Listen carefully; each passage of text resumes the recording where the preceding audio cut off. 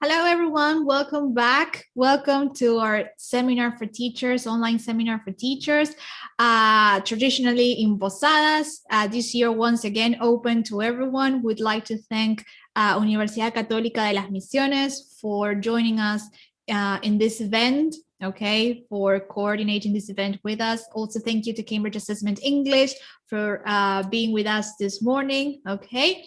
And we're going to start with our last presentation of the day, our last presentation of the seminar. This presentation is how to teach English to young learners, okay? And we have Belén de Bella who will be presenting, okay, today. I will tell you a little bit more about Belén while more people are joining us, okay? So if you're just getting here, welcome, okay? We're just getting started, okay? We're going to begin with how to teach English to young learners. And I will tell you a little bit more about Belén, who is a graduate teacher from Instituto de Enseñanza Superior en Lenguas Vivas Juan Ramón Fernández. She holds a degree in English language from Universidad Tecnológica Nacional. And she has been teaching English at kinder, primary, secondary, and tertiary levels since the year 2000. She has attended many courses and seminars on the teaching of English to children and adolescents. And in 2011, she obtained the Teaching Excellence and Achievement Fulbright Scholarship, which enabled her to take part in a professional development program at Georgia State University in the United States. Belén is the coordinator of English and teacher at Colegio Mater Dei Admirabilis and a teacher at Instituto de Enseñanza Superior en Lenguas Vivas Juan Ramón Fernández. So now that we have presented Belén, let's welcome her. Hi, Belén. You have to unmute.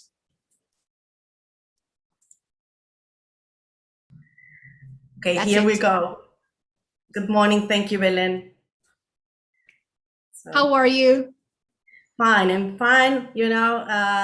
Thank you for inviting me. I'm really excited about sharing this presentation with all of you. So good morning, everyone, and thank you for being there today.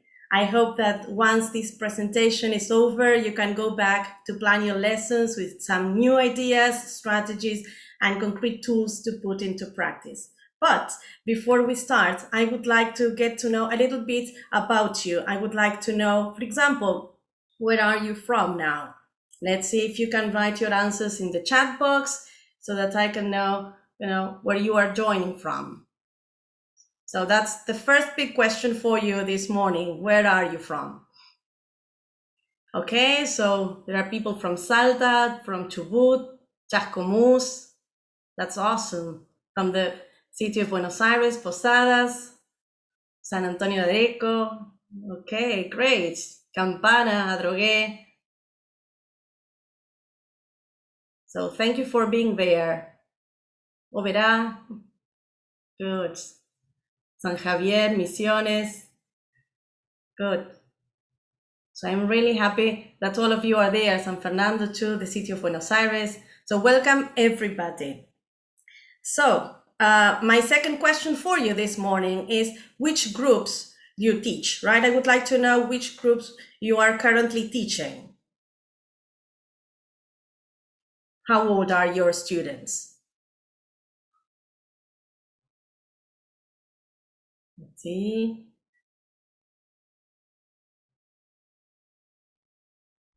So the second question is then, how old are the students you are currently teaching? So that will give me some information in order to guide the presentation this morning. Okay, so I'm from 6 to 11 years old, 5 to 11, sixth form. Okay, so we have different age groups to take into account. Good. So I hope that you can profit from all the ideas that we will share in just a few minutes. 12 to 15. Okay, perfect. 13 to 50. Wow, that's great news. Okay, so perhaps I think that we are ready to start then. Are you ready? I am. What about you? Okay, so let's get started then. Start sharing my presentation. Let's see.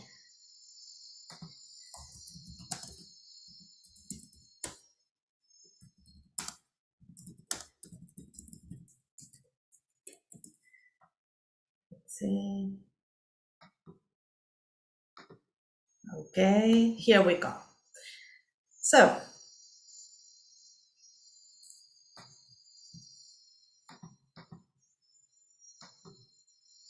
this is the big topic of our presentation today, how to teach English to young learners.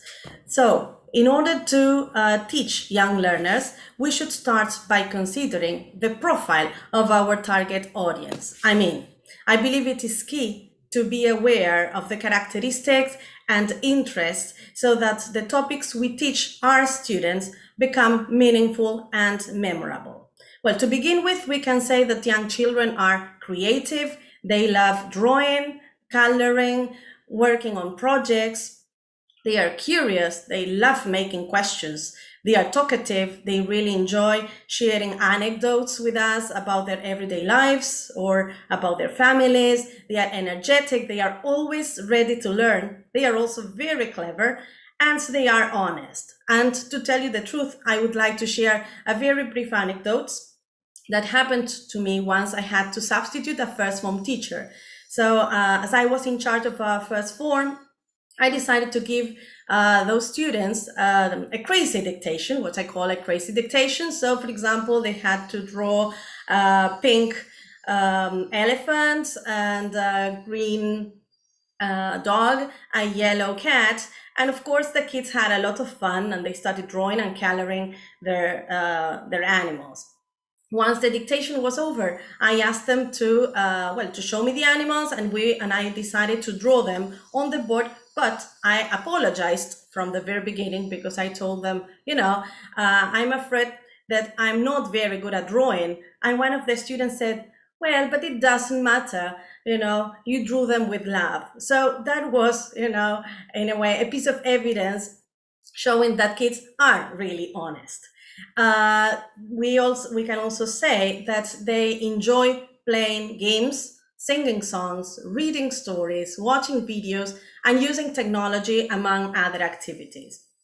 Moreover, as one of my teachers at the Teacher Training College used to say, and I must confess that she was one of my favorite ones, children embody the 3 H's, that is, hands, hearts, and heads.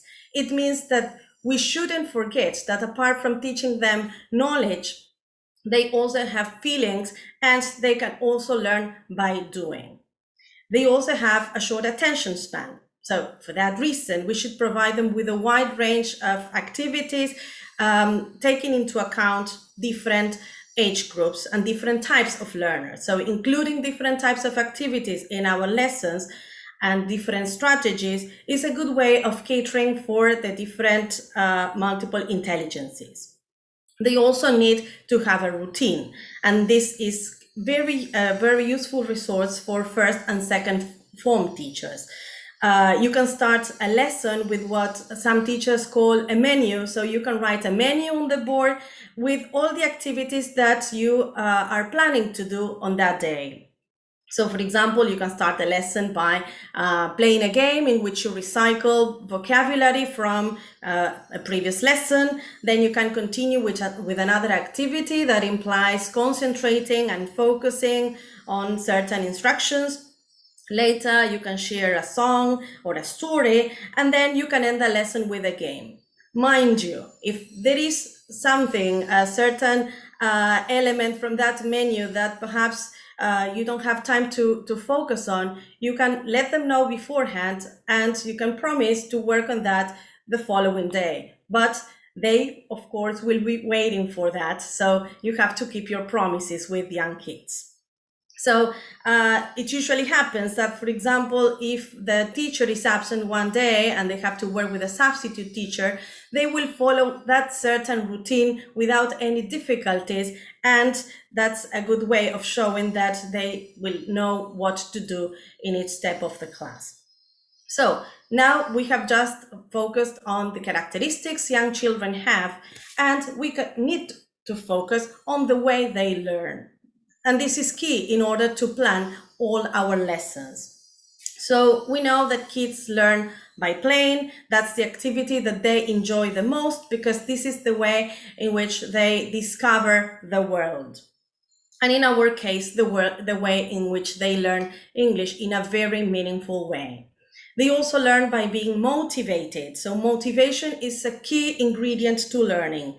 So the advantage of teaching English to young kids is that they are usually motivated to learn, and they usually welcome any kind of activity that we offer them. That's perhaps one of the differences between teaching young children, adolescents, and adults, based on some of the comments you made in the chat. Okay, kids are always ready to do what we offer them from scratch. So for that reason, we need to attract their attention from the very beginning of the lesson by playing a game, by singing a song, and even by dancing.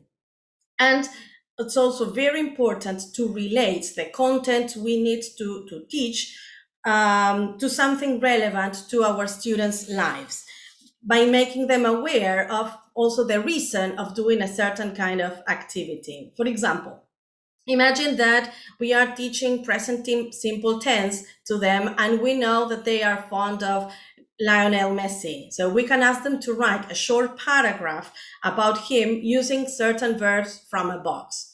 So this way they will practice present simple tense and have fun while writing about their favorite football star. They also learn by being actively involved. They need to be provided with instances of hands-on experiences and with the chance to share their opinions with their classmates, with the teachers and others. They also learn by including all their senses. We should use a variety of media to stimulate student senses. That's also very useful because that's how different students learn too. They also learn by moving, they learn by using their hands, their feet, their bodies to learn. So we need to profit from that by offering them possibilities to put that into practice. Then they also learn by interacting with friends. They learn by talking, by watching, and also by sharing experiences. And a very good tool we have these days at hand, for example, if you have to teach online lessons, is the breakout rooms that are used on Zoom, right, on that platform. So it's very useful to assign a task to students, and then they can work perhaps in pairs or in groups of 3. And the good thing is that they can interact with their peers and they can learn much better that way too. So, given the context, we can profit from that useful tool. They also learn by being immersed in a positive environment. They need to feel loved, secure in order to learn.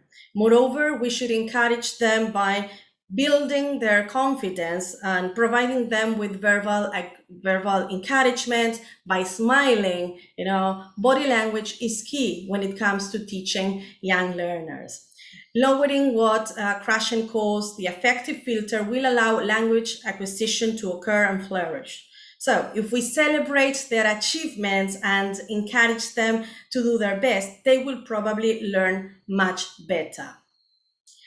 Children also learn through exposure. They need to be exposed to a variety of materials and activities. So for example, if we have to teach different tenses, we should provide them with different kinds of activities, not just perhaps filling in the blanks or writing a paragraph. So we should provide them with different options so that they can also learn the structures in different ways. They also learn through trial and error. And I believe that we should let them know that mistakes are part of the learning process and we expect them in our lessons. We should welcome mistakes and encourage students to participate, because sometimes, they are afraid of participating because they say, well, but I will make a mistake and the teacher will correct me. But that's the best thing to do, to voice it at the very beginning of the course when you speak, for example, of the code of conduct of a certain class. You can tell them, well, I'm ready to welcome your mistakes and to help you learn that way. So don't be afraid of making them. I believe that that's key. And children also learn through imitation, and we shouldn't forget this.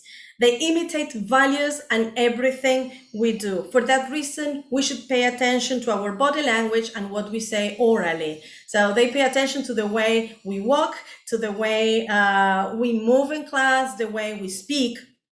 So we need to pay attention to our body language. So that's a quote I find worth exploring and reflecting on, which is, "A teacher affects eternity. He can never tell where his influence stops," by Henry Adams. So I believe that as teachers, we can affect students positively or negatively. So that's why I believe we should do our best to have a positive impact on them, so that learning this target language we have at hand becomes an unforgettable experience. So far so good. So let's go on. So now we are going to pass on to some strategies to help students learn grammar in a memorable way. You know, I've realized that one of the main interests as a teacher is to help students to make grammatically correct sentences. I always tend to carry out activities to make students aware of how much vocabulary and language they know. So for example, in the case of third formers, some of you have just written in the chat box that, well, you're currently teaching that age group. So when you're teaching third formers or older students, we play games.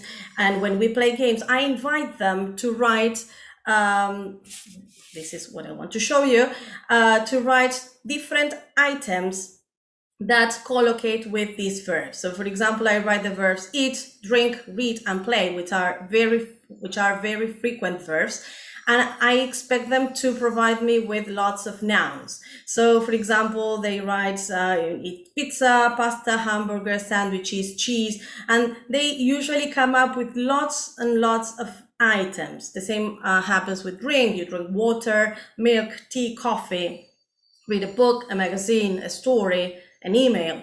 You can play football, but you can also play a game, and you can also play the piano. So it's very interesting to push them to provide as many items as possible. So this way they will start, developing their awareness as regards verb plus object agreement. So this is like the first stepping stone to writing a grammatically correct sentence.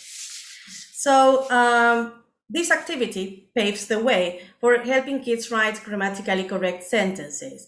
And today I'd like to share an idea that I took from a very good book called Writing with Children. In such book, teachers are provided with a range of activities that help children learn to write from the pre-writing to the letter level, to text level. So the idea is called Dinosaur Color Parsing, and it was taken from such book. So I believe that this is a very useful activity which is worth sharing with your own students, since it will encourage them to make grammatically correct sentences. So as you must have already realized, the three dinosaurs in a way reflect the traffic lights. So you have pronounsaurus, verbsaurus, and nounsaurus. And I generally introduce them individually at the very beginning of the class. For example, I say, okay, today I will introduce you to some new friends that will be working with us from now on. So I say, well, my name is Pronounsaurus, and I like words like I, you, he, we, you, they. And then I show them the yellow dinosaur, and I say, my name is Verbsaurus, and I love words such as eat, read, drink, watch. And finally, I introduce them to our Nounsaurus, which likes words such as chocolate, stories, video games, the guitar, water. So that way they start connecting the name of the dinosaur with the different categories. Of course, in the case of the Verbsaurus, we also pay attention to what we call the super S. So in this case, of course, all these sentences are in the present simple tense. So we have sentences such as I eat chocolate, you read stories, he plays video games. And here we can insist on the fact of writing the big super S for third person singular. So in this way, you will see that students will come up with grammatically correct sentences, and by focusing on the order of the elements.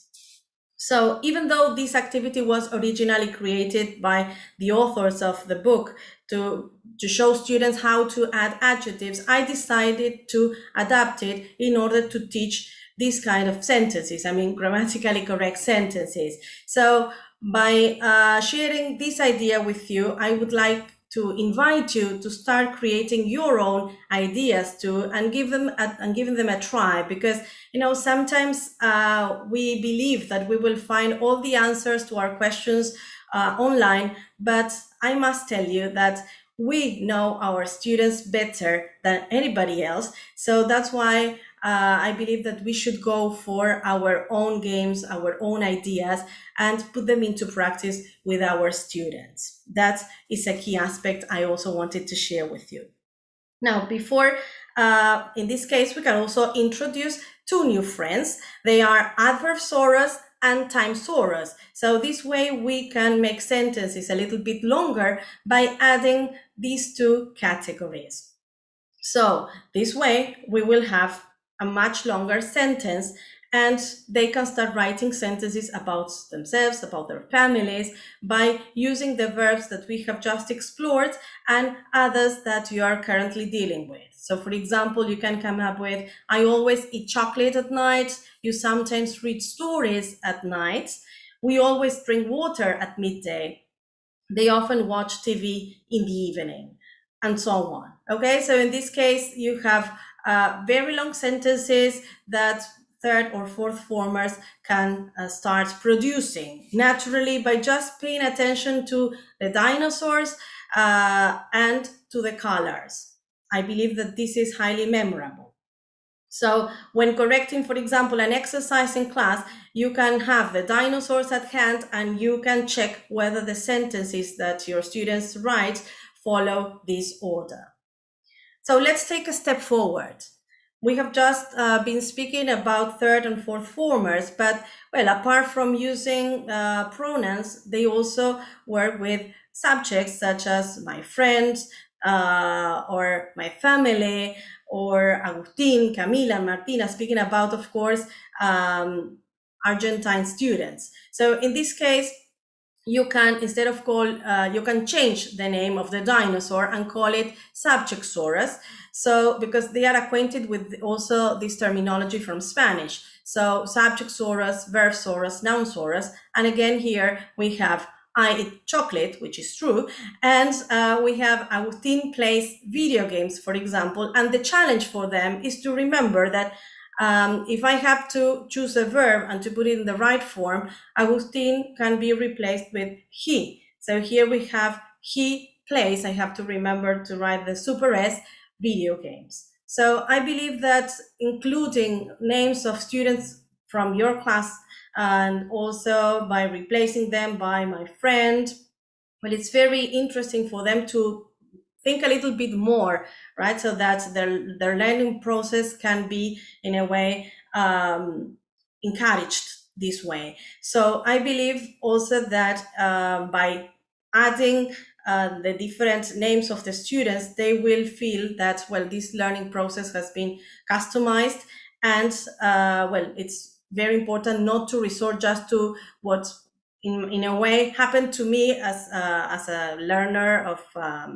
the English language, right? When I was very young, I remember that my grammar books read I, you, he, she, it, and I had to put the verbs in brackets into the correct tense, but that was it. I didn't have, for example, options such as my friend or Agustin or Camila and Martina, which are names that we find here in Argentina. Okay, so that's just another tip I wanted to share.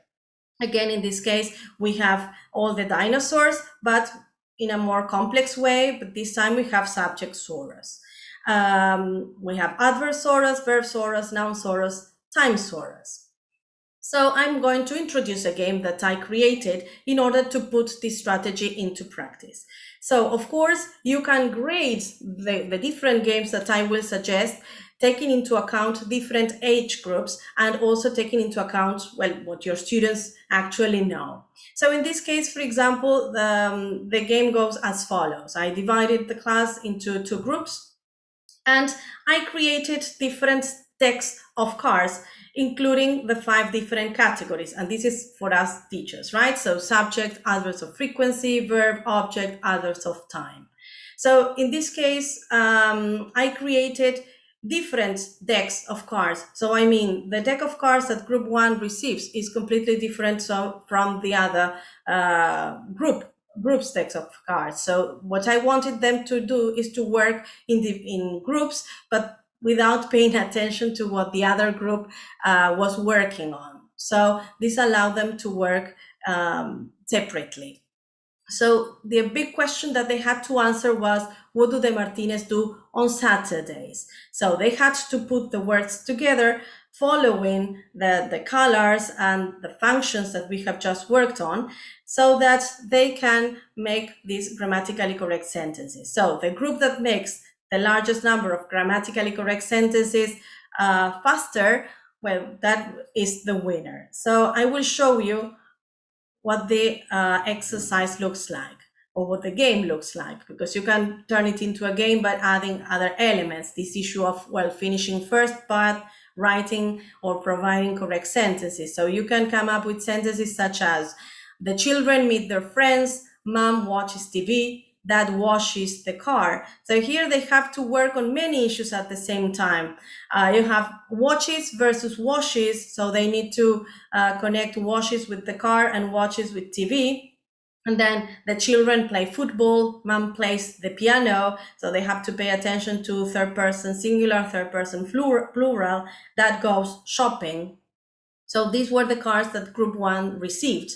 And these are the cards that group 2 received. The children ride their bicycles, mom reads novels. So you have this issue between ride and reads. That does exercise versus the children do the homework. So you have to focus on these colors, again, the order, the sequence, and also on the different verbs plus the object that they collocate with. Mom works on the computer. So it's very interesting to see how students put these sentences into practice. And I even put this strategy into practice with my teacher training college students. I invited them to play this game so that they could feel the same way as their students feel. And it was interesting to see, well, how they also combined the sentences. So again, this was the next challenge, to add these other dinosaurs. So we have the adversaurus and the timesaurus. So they could expand their sentences, they could make them a little bit longer by adding these extra elements. So then you had sentences such as, the children usually meet their friends in the afternoon. Remember that the big question was, what do the Martinez do at weekends? So that's a question that is completely relevant to our students' lives. These are actions that can that actually happen, I mean, in their everyday lives. So this is what we should go for in order to teach tenses, in my opinion. We should go for situations that in a way represent what our students do at home, at weekends, so that they feel that learning the language has a real purpose and is to communicate what they do on their everyday lives. So the children sometimes ride their bikes in the afternoon. Mom always reads novels at night, or dad sometimes does exercise in the morning. So it's very important to place the elements in the right way. So if you stop and think about this technique, and we are speaking about young kids, so the moment these kids become adolescents or adults, if they learn how to make a grammatically correct sentence in English, they will end up producing language fluently, and by monitoring themselves and also paying attention to the different elements, because sometimes we find teenagers who perhaps are taking birth certificate exam or PET exam, and they write sentences in which they forget to write the subject, for example. And you say, how come this is possible? But well, we know that this is the case with them. So that's why it's very interesting to start introducing these strategies from the very beginning. So I can also show you a game that I also created called Present Continuous Game, which is very similar to this one, but the difference is that I used different materials. So in this case, I bought a set of colored ice lolly sticks. You can buy them, of course, at the stationers. I didn't color them myself, mind you, or I didn't use paint to produce the different colors, but I bought them as you can see them there on the screen. So you can get hold of them and you can start writing on them different sentences. So in this case, the big question for my students was, it's break time. What are the children doing? So these are the different sentences that the two teams wrote or put together. I mean, Luz is playing cards, the children are buying sweets, Manuel is buying a sandwich, my best friend is studying for the test, some girls are singing pop songs, I am writing a story. So you see, you have, again, in this case, a wide range of situations that do take place at break time. So that's why this is the good thing about making them work on situations that are relevant to their lives. The same happens in this case. Manuel is playing the guitar, some children are playing football, I'm doing my homework, my teacher is sending a text message, which normally happens, you see. So that's why, again, go for it. I also have another option here in order to teach past tenses. So the question at hand is, well, how many sentences can you make? You have the different categories, and the idea here is that they can also include, you can also teach them or add another dinosaur, which could be Placesaurus, because you have expressions such as in the park, for example, or in the zoo. So you can add another dinosaur and again teach them how to work on that sentence. In the case of this game, you can have it on an A4 size sheet. And the good thing is that you can ask your students to cut the words and put them together and stick them together in order to make sentences, or they can cross the words out and write sentences on a sheet of paper. Or if you are teaching only online lessons, you can just upload this to Classroom, for example, and your students can start typing different sentences. So this is the big challenge, and they can come up with a wide range of sentences. Okay, so this is another challenge that you can pose to your learners. Now, in order to teach present simple present simple tense, we need to do our best to connect it with our students' interests, as I said at the very beginning of the presentation. This is key. So if we know that, for example, they love Lionel Messi, so let's write about his life. Let's create exercises about him, of course, considering some true information. And of course, we take it for granted that, well, he has breakfast. So this is an exercise that I created myself. So they have to fill in the gaps with the correct form of the verbs in brackets. So in this case, we are not speaking about somebody they don't know, but they are speaking about their football star. So, for example, Lionel Messi is my favorite football player. He's 33 years old and he lives with his family. He has breakfast at 8 o'clock and then he trains hard. He loves playing football. So we have a variety of verbs and a variety of strategies, because we have the verb to be, we have the verb to have. In the afternoon, Lionel goes back home by car. At night, he eats meat with salad for dinner and watches TV with his children. They sometimes, and now we have another category, we have another subject. They sometimes play video games together. They always have a lot of fun. So in this case, you see that you can put into practice the verbs they know, but you need to focus on somebody they are into. You can choose a pop star or a different character that you know that they are fond of, and you will see that by including a picture and by including a message or a comic or something that they really love will make will boost their learning process for sure. Sometimes my adolescents, even when they see a picture in their exams, in their written exams, say, oh, there's a picture. So because it usually happens that we normally include pictures for young children, but adolescents needs to find some visual aids in their test, or because that gives them the chance to rest for a while the moment they see a picture, and they feel happy if that is the case. So, well, this is another tip that you can, again, implement in your lessons. So, in order to summarize a bit, there are some key aspects to bear in mind. Learning about our students' interests at the beginning of the school year will allow us to create meaningful activities. So, in order to do so, I suggest carrying out a brainstorming activity in which our students tell us, well, what they are into, sports, hobbies, characters, famous people, so that then we can take that information into account the moment we plan our lessons. So keeping topics and exercise relevant to students' lives builds their motivation, and customizing exercises boosts students' language learning process for sure. That's why I suggested, using their own names in order to practice tenses or whatever we need to teach them, right? So by using their names, they feel important. They feel that they have been taken into account. Or when they see their names in a test, for example, when the main characters are the students themselves, well, that's really very useful for them and very important, because they realize that test or that exercise has been especially created for that for that school year and for that group in particular.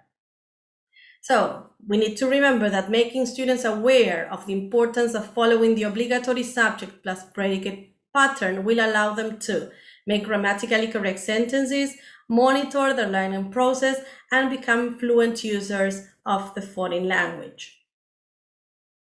So let's pass on to another strategy.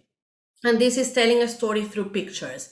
I believe that pictures are a great source of information to tell stories and activate vocabulary in context. So that's why we should exploit them as much as we can. These pictures were taken from the Cambridge Movers exam. This is speaking parts 2. So we can profit from those pictures in order to tell a story. In this case, the title of the story is Fred Loves Food.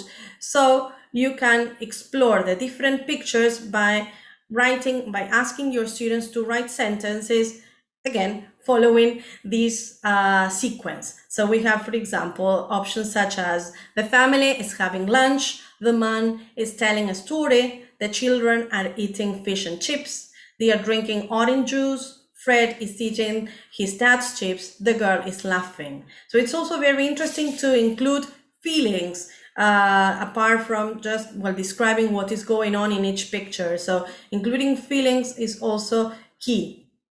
And of course, they are writing a story which is contextualized. In this case, the whole situation takes place in the kitchen, for example. So they can also write a sentence about that, for example.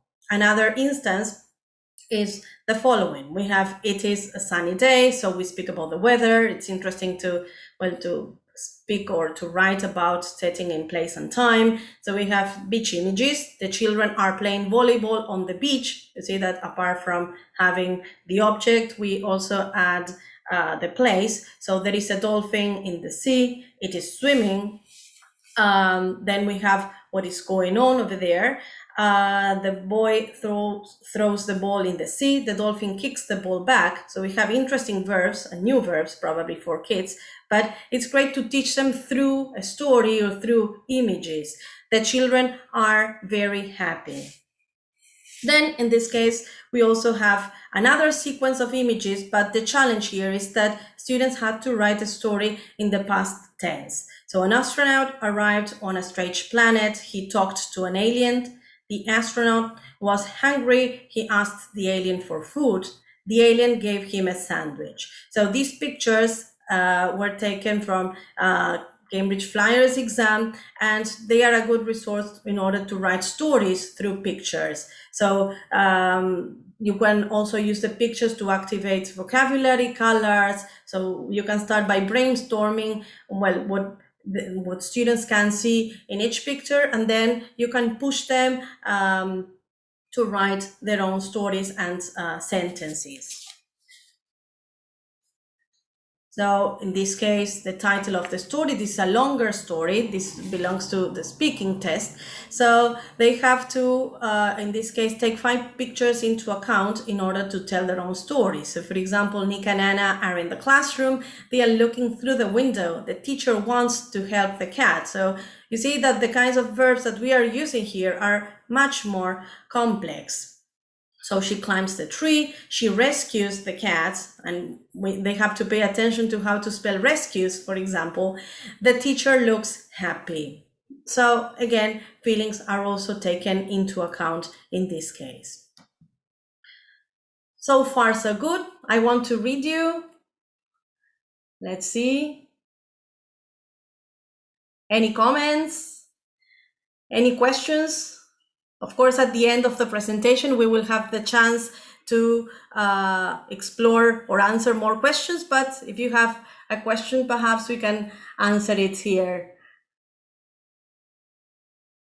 Are you ready to continue? Okay, so well, let's go on. Thank you for your comments. Good. So I'm glad that you're finding these activities useful. I hope that, well, you can give them a twist and implement them in your own lessons with your own students. So let's move forward then. So we are now going to explore the last part of the presentation, which is, let's say, the unit of games. And of course, there are plenty of games to share, but I've chosen the ones that I believe will be highly useful for you. So let's move on. So the importance of including games in our EFL lessons. Games must be included in our lessons because they actively involve students and make them eager to participate. Everybody wants to participate. The moment you mention the word game, students want to participate. And sometimes it's very easy to transform an ordinary exercise into a game. And of course, the effect it will have on your learners will be completely different. Games foster imagination and creativity. They enable students to show their feelings and work cooperatively. So in this case, if you ask them to work in groups, as we have already shared in the case of the different sentences, well, they have to work together in order to make sentences. So they have to then arrive at a conclusion. So that's very important for them to start working cooperatively from scratch, from a very early age. Games also help students to develop problem-solving skills. They foster a relaxed atmosphere to practice the language meaningfully, and learners become more self-confident. So this is also a key issue, as we said at the very beginning, fostering this relaxed atmosphere where everybody feels like playing, where everybody feels like taking part and doing their best. Games also help students to learn to respect rules and turn-taking. And this is a very key issue here. Rules must be crystal clear from scratch the moment you decide to play a game. Students must know what to expect or what the game will be about so that they can respect the rules.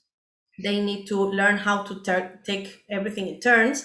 And if students don't respect rules, or if perhaps there is a change of rules on the spur of the moment, afterwards they will probably say that, well, they believe that the game was unfair and that they won't feel like playing it again in the future. So that's why rules must be crystal clear from scratch. Games can be adapted to different levels and topics. So some of you told me that, well, you are currently working with young children, but others are working with adolescents and adults. So of course you can modify the games based on what you are teaching your different age groups, right? The games allow students to learn the language in a much more meaningful, enjoyable, and powerful way. So I would like you to remember these three words: meaningful, enjoyable, powerful way. For all these reasons, we can say that games do belong to the classroom. Games are a must. So let's speak about some characteristics that games must have. They must have clear rules, as we have just mentioned. They must be crystal clear from scratch. And you must include, I would say, an element of chance. It can be a die. These days, I know that some of you are teaching online lessons, some others are teaching face-to-face lessons.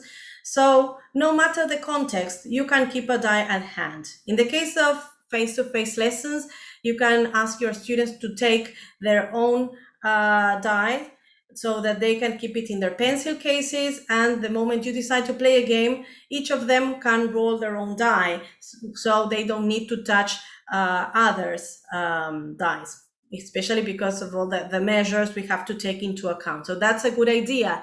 Or if they don't have a physical one, they can create one by using paper and keep it in their school bags. And if you are teaching online lessons, there are different applications in which you can download a die, and then the teacher presses the button and you have the chance of seeing the results. I mean, looking at the results in your cell phones. So that's also a good way, a valid way, so that, let's say, of course, they will trust the teacher, so you can press the button and show the screen through the camera, so they will see that, well, that is fair, because of course they pay a lot of attention to fairness when they are very young. Afterwards too, but especially young kids. Then you can include elements such as go forward, go back to spaces, miss a turn. So by including these elements of chance, students will, in a way, know that, well, it doesn't matter that perhaps the best students are playing together in one team, because they may come across any of these elements of chance and anybody can be the winner. So no matter how much a student knows, perhaps a student loses the game, so there's no problem, okay? So that's why I suggest going for them. Then games must have skill. So, well, kids are expected to do something with information they have at hand. They have to solve a problem, or they have to come up with sentences, or they have to, in this case, well, you will see some more strategies. They can provide opposites and so on. And there, of course, there should be competition and cooperation. So working together as a team in order to achieve a certain result, a certain prize. And well, they love competing, but in this case, the good thing is that they can compete in order to learn. So that's highly advisable. So let me focus on Snakes and Ladders. This is a very famous game. I really love the board game, in fact, because it's very attractive, very colorful. So I believe that kids will have a lot of fun if they play this game. You need, in order to play the game, you need a die and you need different counters. As you can see, there are different grids with, let's say, and they have different colors. So what I did was to create different sets of cards, taking the colors into account. So, of course, in this case, let me speak a little bit about the objective of the game. You have to move from number 1, which is starts, okay, and then you have to get to 30, which is finish.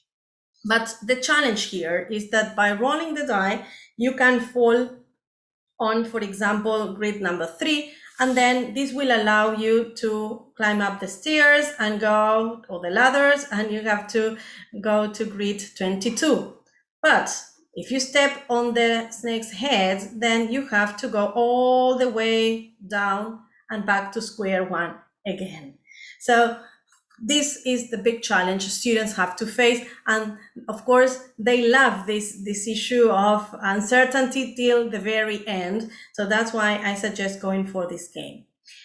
Another piece of advice is the following. I would like you, perhaps, or I suggest having a board game on an A4 size sheet of paper, so that you can carry it around easily and you don't have to, travel by bus carrying posters and big things that afterwards they end up being destroyed. So when we create material, we should, make it long lasting. So a good way of doing so is by, of course, you can print this on an A4 size sheet, and then you can laminate it so that it lasts for a long time. And what you can change afterwards is the cards, but the board game stays the same, and you can have 3 or 4 in your bag and they don't get spoiled. So that's something to bear in mind, because of course I know that creating our own material takes a lot of time and it implies a lot of effort and of course money. But the good thing is that if you create it once, then you can recycle the game and you can carry it easily without spoiling it. And we know that kids love touching everything they see. So by laminating them, I can guarantee that they will last for a long time. So it will be worth spending time creating your own material that way. So in this case, you have another version. Don't worry, because afterwards I will share all these templates with you so that you can, of course, profit from them and use them in your own lessons. So here you find the instructions that I have just mentioned, so that the moment you decide to play it, you can have them at hand. So in this case, I have just mentioned cards. So I created different sets of cards based on different topics that we normally teach. So in this case, yellow cards represent past tense cards. So students know that if they fall on the yellow grids, they will have to provide the past tense of one of these verbs. So they have go, eat, drink, have, see, give. Of course, this is just a sample. I suggest having at least 18 yellow cards, because of course many students may fall on yellow grids. So that's why we need to have a whole bunch of them at hand. So I went for the easiest verbs, the ones that we teach at the very beginning, right? So we have past tense, then opposites: long, happy, hot, young, big, fast. So you can have you can find lots of images on Google, for example, and you can use them in order to create your own material. Then in the case of the green cards, I decided to go for sentences. So students have to complete sentences such as: my favorite food is, I laugh in my free time, I'm good at but, although, or if it is sunny tomorrow. So in this case, the interesting thing is that students can come up with sentences of their own, and you can include cards with different levels of structures. So you see that you start from my favorite food, and then you pass on to although, or if it is sunny tomorrow, and you have a conditional there. So that means that you can grade your cards and play this same game with different kinds of students, of course changing only the cards, because the board game will be exactly the same. So this is one option. And then in the case of blue cards, I decided to go for questions, which is a really hard topic to teach. Because, in the case of Spanish, we don't use auxiliaries. So kids normally have a hard time the moment they have to produce questions on their own. So we can help them to produce grammatically correct questions in English by including them in games or by playing in class with them, so that they start producing them more spontaneously and fluently. So for example, they can complete the question: what time, why, how many, what did, have you ever, shall we. So you see that I have also graded them in terms of levels. So you can, of course, go for the ones that your students know. And for example, if you decide to play this game with third formers or fourth formers and they only know just a few questions, you can repeat either what or when, for example, and you have to make sure that they don't repeat the questions, but you still work on the kind of questions that they know. And again, remember that you need to have at least 18 cards, just in case many students fall on the grids, on the blue grids. So this is another example of a board game. In this case, we have other elements of chance, such as miss a turn, go forward 1 space, go back 3 spaces, miss a turn, so go forward 2 spaces. So again, in this case, just by rolling the die and by falling on these grids, you are you're playing it safe. That's anybody can be the winner. So that's the good news about including elements of chance. So this is the name I gave this board game. I called it Miscellaneous Board Game Level 1. In this case, we have different tasks that students have to face, such as mentioning 7 animals, spelling the word computer, the past tense of buy is, they have to say the 7 days of the week. What's the opposite of tool? The past tense of take is, mention 3 school objects, or objects or subjects, both can go here. Spell the word cinema. What do you like doing in your free time? Mention 3 activities. What have you got in your bedroom? Ask your partner 2 questions with do. What's the weather like today? What is the superlative of good?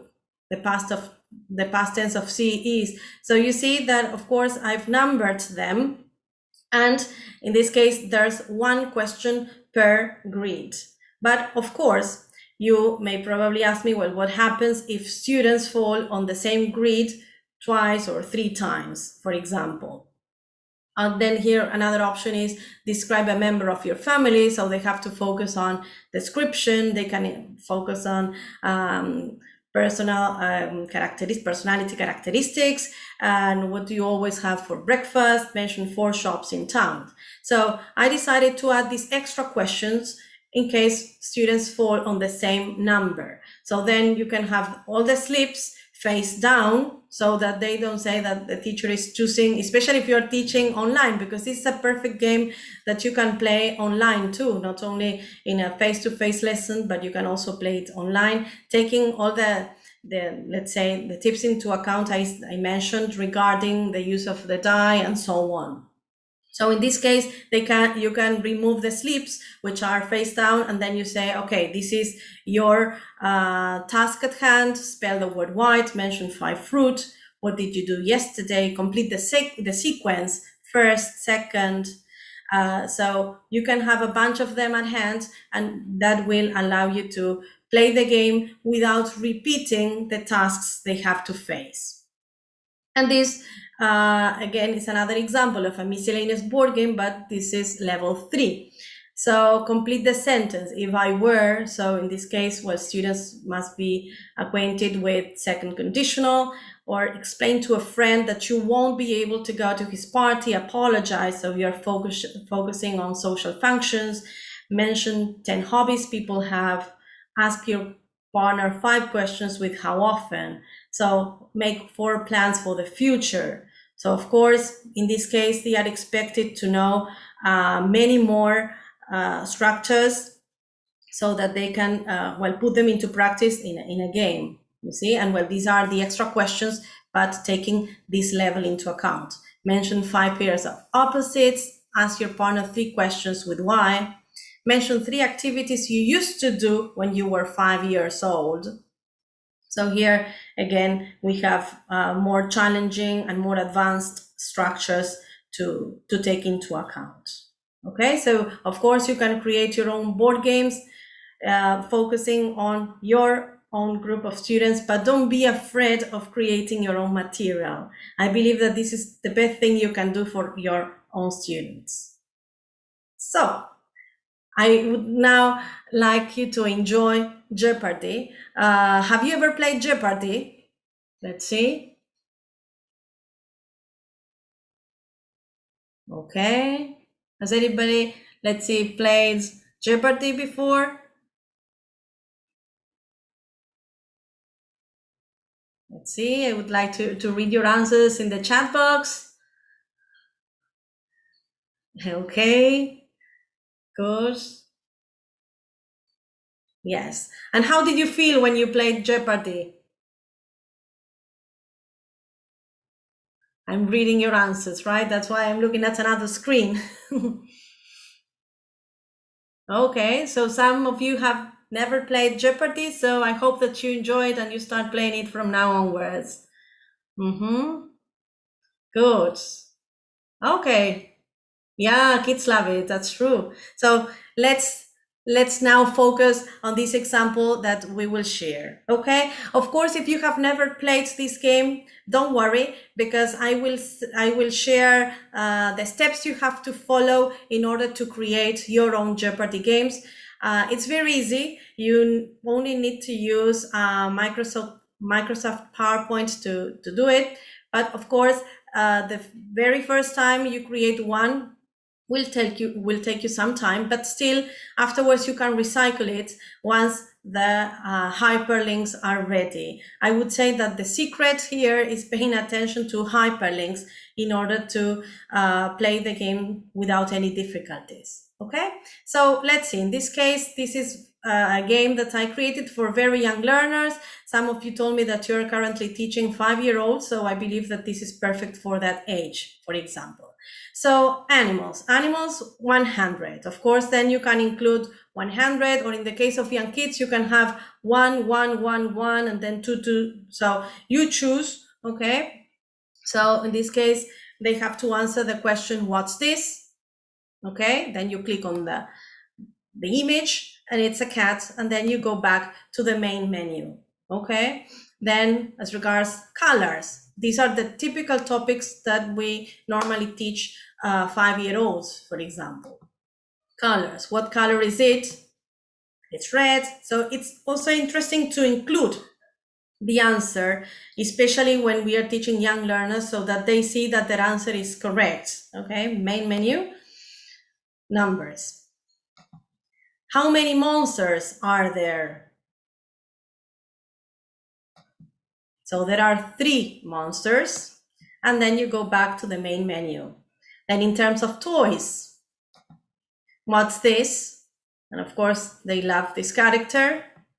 It's a car, and then you go back. So you see, you can include as many categories here. These are the ones that I found the most significant in order to teach young kids, but you can include your own categories and your own images. For example, you can also use the characters from the course books that you are teaching, you see, so that they also find those images in the games that you create, and you will see what I mean afterwards, right? So let's now pass on to another sample. In this case, you will see that in order to show you the game, I needed to put all the images here. So this is what your game will look like once you create it. But the secret here is paying attention to hyperlinks. So this is another game, but for a different level. Okay, we have grammar, vocabulary, and what I called challenges, because I believe that we should teach our students to embrace challenges. So let's have a look at grammar 100, for example. Let's go for it. My best friend Laura always has hot chocolate for breakfast. So you see, this sentence is about a real life situation. So for example, let's step on has, and it is correct. So you see, in this case, the answer is different. Now let's pass on to 200. Laura, 10 years old. Imagine that we click on R, that this is the answer that our students provide us with. So it is incorrect, but the screen is telling them that it is incorrect, right? So that's also another way of helping them. 300. Laura goes to school on foot every morning. So all let's say the sentences have to do with Laura. It can be a student of yours, for example. And then Laura and her friends in the playground now. So are playing in the playground now.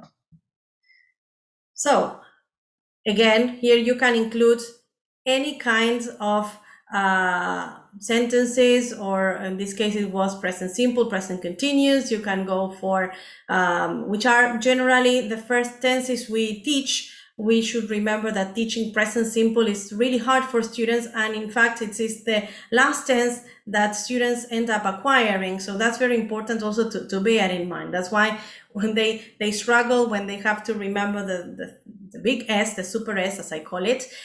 So we need to remember that the last tense to acquire is present simple. Let's pass on to vocabulary. In this case, we have different school objects, so they have to point and name all the toys you can see. So they can mention the toys. They have some other elements that of course will generate some noise so that they can focus on just school, toys. So you have the key here, just in case, you see, to be fair with everybody. Then let's pass on to vocabulary 200. The car is on the chair, so they have to look at the 3 pictures and they have to choose the right option. So probably this is your guess, which is correct. Okay, and now speaking about choice, I would like to make a comment. It's very important to allow our students the chance to choose. So for example, if they have to describe a member of their families, or they have to, they have to write a description, it's very important to give them the chance to choose between describing a member of their families or describing a friend. They would really take that decision seriously. They will consider, okay, who do I want to describe today? So they will choose one and they will feel at ease. So I believe choice is something very important that we also need to include in our lessons, especially when it comes to teaching kids, because if not, they feel forced just to write about one topic that we provide them with. So this applies to everything I've said so far, but now that I mentioned that the word choose here, I wanted to make a focus on that. Okay, choose the odd one out and say what the other objects have in common. This is a typical activity that appears in exams, that appears in books, and it's great to help them group items in terms of, for example, in this case, we have school objects, they have food, so they have to explain what the objects have in common. So you see, this is the key, school objects. So the items are school objects, and the odd one out is an ice cream, and the same applies to B and C. Okay, then let's pass on to 400. Add 2 more examples, and it's great, this idea of asking them to expand. So we have dog, cat, rabbit. Okay, they can provide 2 more, 1, 5, 15. You see, so you have, again, different vocabulary groups. You have days of the week, you have clothes, colors, numbers. So they love adding everything they know, you see, so they enjoy it. They have a lot of fun.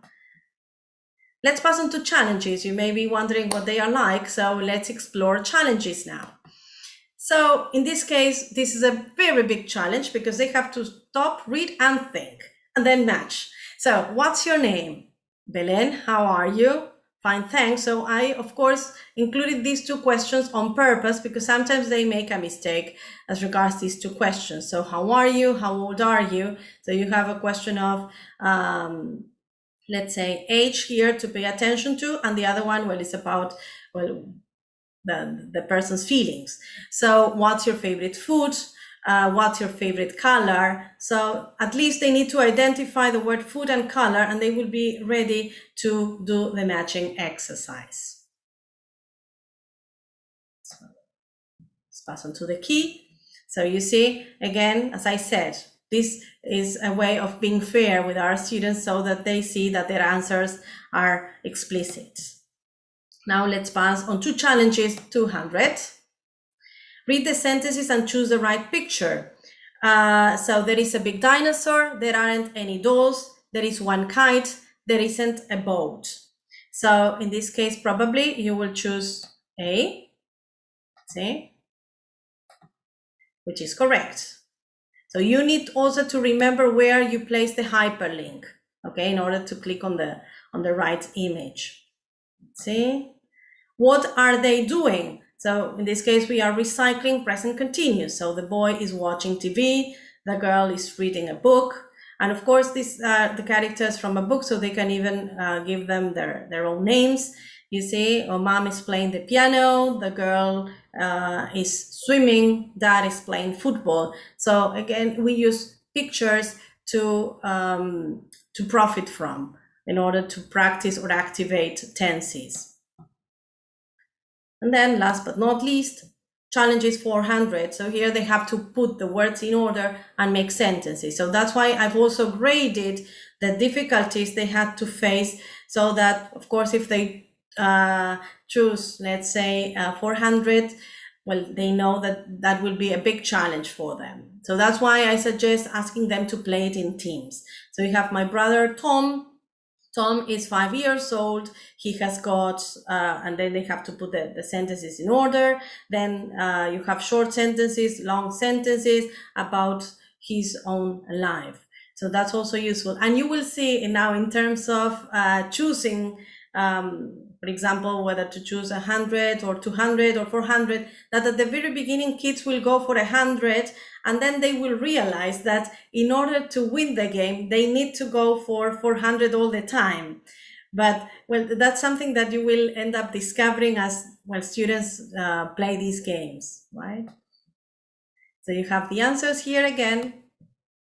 And, well, that's an example of a Jeopardy game for perhaps 5th or 6th formers. Okay, you have different challenges and they have different activities too. Okay, so now we are going to go through this again, but perhaps if there is any chance, I would like you to tell me if you've ever played Kahoot. Let's see. Let's see, I would like to read you. Have you ever played Kahoot?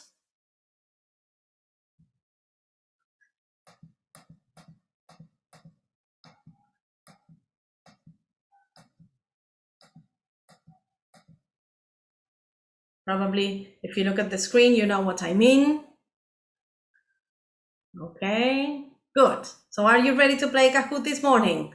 We are going to explore it too, and in this case, you will find more complex activities for perhaps 6th or 7th formers. So in this case, if you have the chance of having a computer and a cell phone or two different devices at hand, well, I will invite you to play Kahoot with me this morning.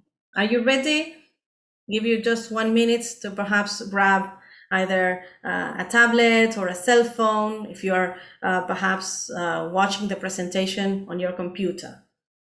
Okay, so we are going to play Kahoot if you've never played it, so we will go for it together. So in order to do so, first you have to access kahoot.it, okay, and you have to wait for me there. Now I will go straight to the game. See, are you ready?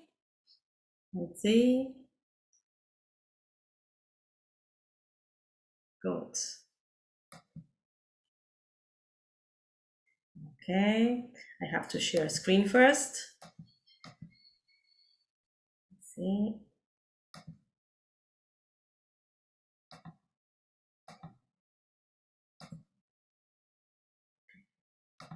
Here we go. Ready, steady, go.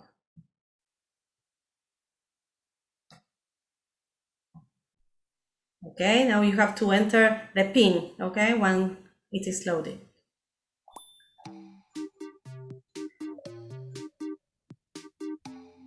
So you have to type in your names and get ready to play it.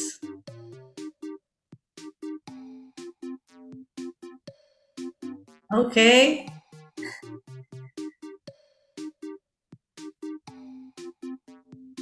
Oh, that's great. Many of you are joining. Good. Let's go for more. I hope you enjoy it.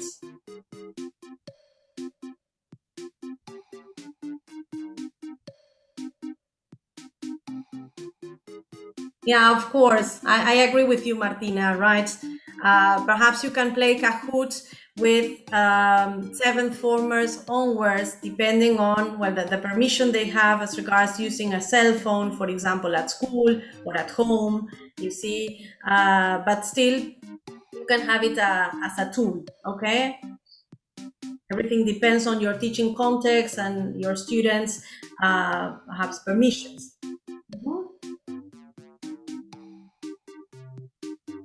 Exactly. Sometimes parents are working at home, so they cannot help their kids in order to either do their homework or join their class and follow the teacher's instructions. But still, well, the moment you know that your students have that chance, well, you can go for it. But I couldn't agree more, Martina. Good. Ready? Anybody else? Wait for some more seconds. Silvia, very good. For joining, Marina. Good. So then, see, we're going to get started. Ready, steady, go.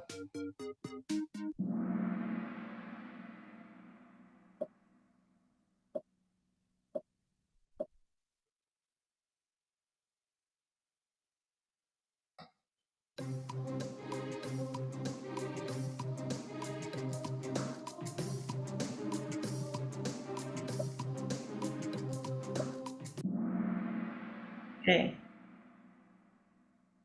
good.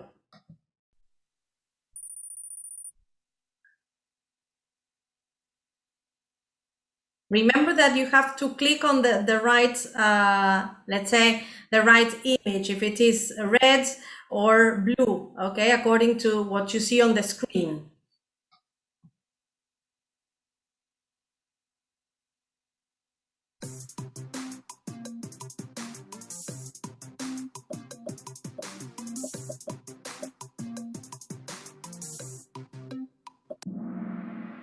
Okay, very good.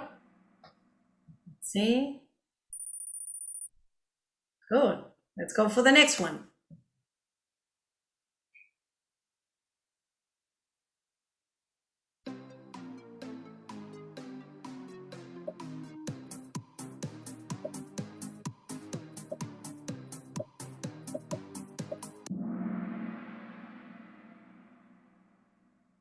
Okay, this was a tricky one. And this was taken from an exam, in fact. So that's good. Let's see.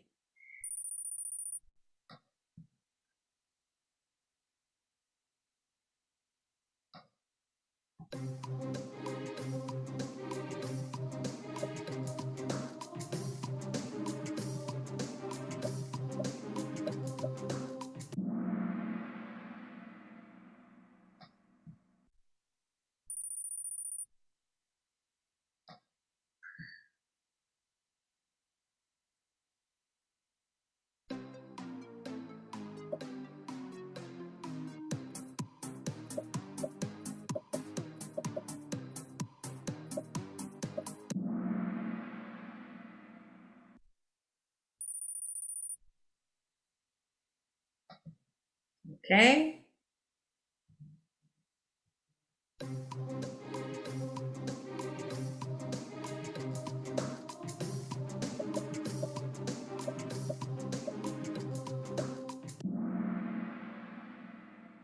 Okay. Okay, very good, Romina. Good news. One more.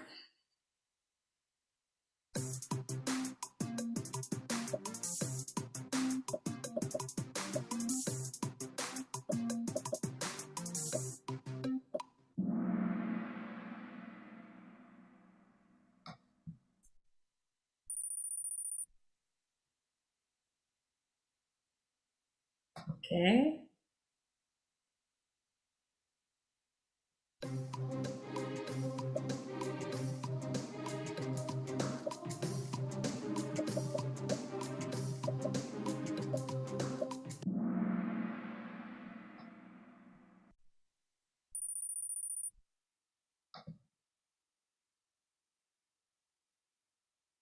A typical sentence we normally find in textbooks.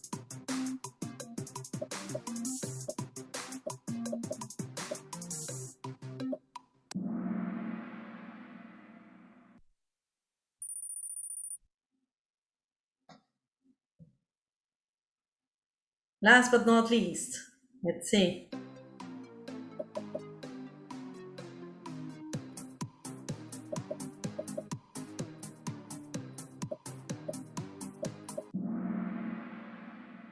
Okay, are you ready to see who the winner is?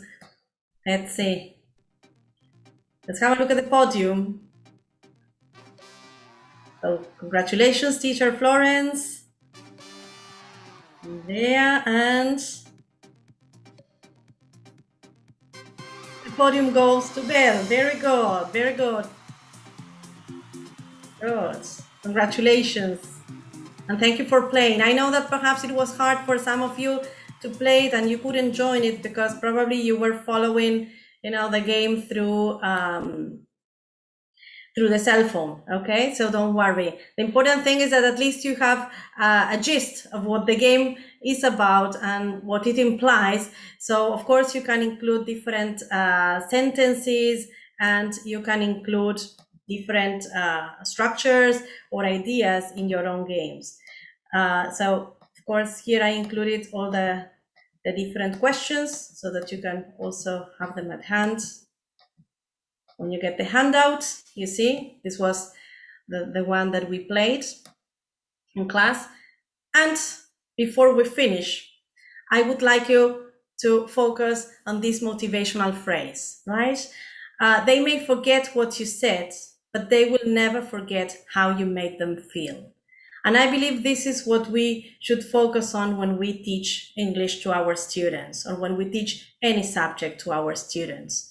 In our case, we are teaching English, but the idea is that our learners should profit from our lessons, enjoy them, feel loved, feel cared for, so that afterwards they can learn in an easy way. So they will probably forget everything about tenses, but the moment you meet a student, perhaps 10 years in the future, or once they graduate and you meet them in the street, for example, say, oh, I remember when we did this and that. So they will remember how you made them feel, how we made them feel. So I would like to finish my presentation with this highly motivational phrase. They may forget what you said, but they will never forget how you made them feel. So I hope that you felt really well this morning and that you have profited from these activities and you can go back to plan your own lessons in a much more meaningful and motivating way. Thank you. And now I'm here to answer all your questions, right? Are there any questions? Thank you, Belen. Thank you so much for your presentation. Highly inspiring. Lots of activities, lots of resources. I think that everyone who is here with us, I mean, if you're reading the chat right now, everyone is commenting on and thanking you for your presentation and your ideas, okay? So if you have any questions for Belen, now it's the time. Okay, don't go away, okay, just yet, because we have a few more things after Belen finishes with the questions. So if you have any questions right now, it's the time. Someone was asking if you will share these activities. Yeah, of course. I will prepare a handout and I will share it with all the teachers who are interested in having it. Okay. Great. So we will have a handout with the activities for those who are asking about this. Okay. So thank you, Belen, so much for being with us this morning. It was a pleasure. So welcome to our presentations. It has been a wonderful experience having you here. Okay, thank you, right, for having invited me. I really enjoyed this experience, and I hope all the teachers who share this chat and this presentation with us can take advantage of everything we've shared. Absolutely, absolutely. So thank you so much, Belen. For the ones that are still here, please don't go away. We will tell you how to get your certificate of attendance, okay? So you can follow this link that we are showing right now on screen, okay, or scan this QR code that will lead you to a Google form to complete your contact details, okay, so you can request your certificate of attendance. All right, so if you want to receive a certificate of attendance, please follow the link that you are seeing on the screen or scan the QR code. We also left the link on, it's also in the chat box, okay? So please follow that link to request your certificate, all right? And the moment that many of you might have been waiting for, we got a giveaway, okay, for the end, okay, of this seminar, all right? And we would like to thank Cambridge University Press, who once again has joined us for this part of the seminar, okay, with some wonderful presents, okay? So we're going to be giving away 3 bundles of books and 2 bags of stationery goodies provided by Buenos Aires Open Center, okay?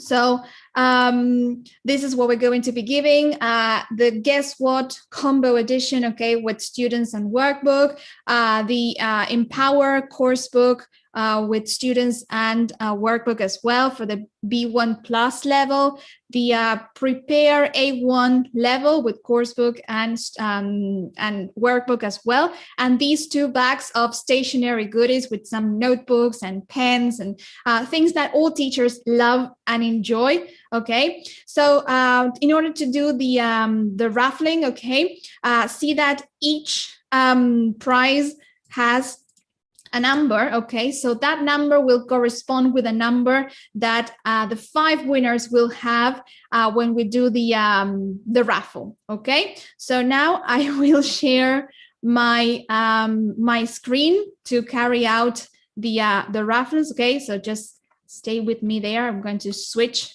the the sharing, okay? Just give me 1 second. And okay, so here it is. I've got the names of everyone who has enrolled for the seminar, okay? But in order to win, you have to be here right now, okay? So if you see your name as a winner, please say, I'm here, so we can give you your prize and contact you in the next week, all right? So I'm going to start the, okay, let's see if this works. Because I'm sharing my screen and I don't know if it works. Okay. It's not working, why not? Okay, let me see. Okay. Let me give the name. Okay, and I will copy the names again. Okay. Let's see if now it works. Okay, yeah, now it works. All right, there it is. So we have 219 people enrolled, okay? We're gonna have 5 winners, okay? And 5 standbys, all right?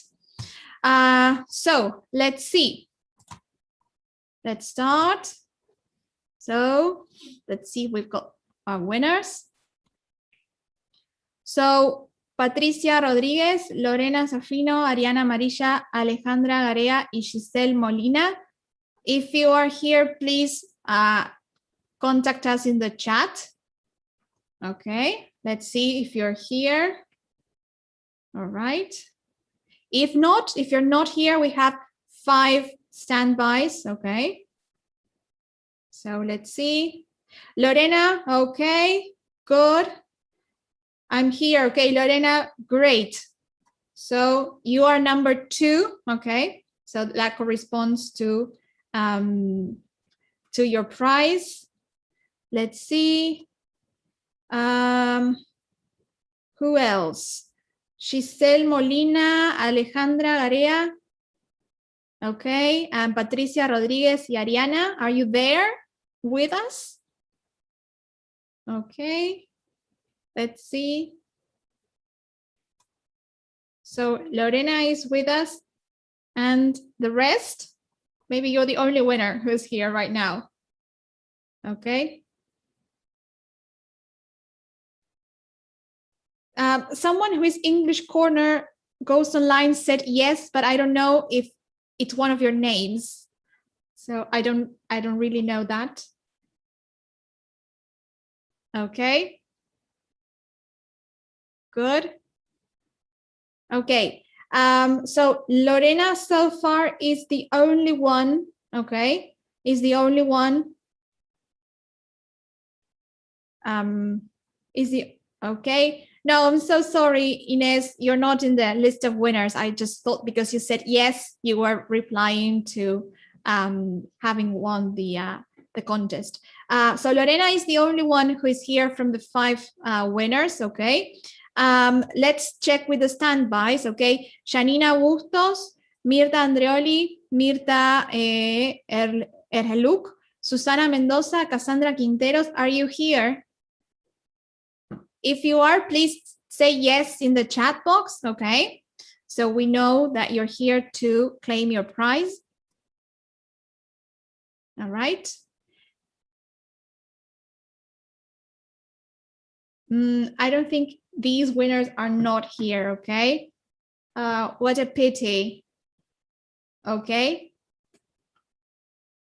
So we will contact all the winners and see if they can reclaim your prize. If not, we will go with the standby list, okay, of winners. And once again, I would like to thank everyone for being here this morning, okay? It was a pleasure to having you, okay, this morning. Thank you so much for joining us. Thank you, Cambridge Assessment English. Thank you, Cami. Thank you, Cambridge University Press. It has been a pleasure. Thank you to our speakers, Pablo Toledo and Belén de Bella, for being with us this morning. It has been an honor being with you today. If you have any questions, remember that you can always contact Buenos Aires Open Center. Okay, so thank you so much, and we will see you next time in our next event. Bye-bye.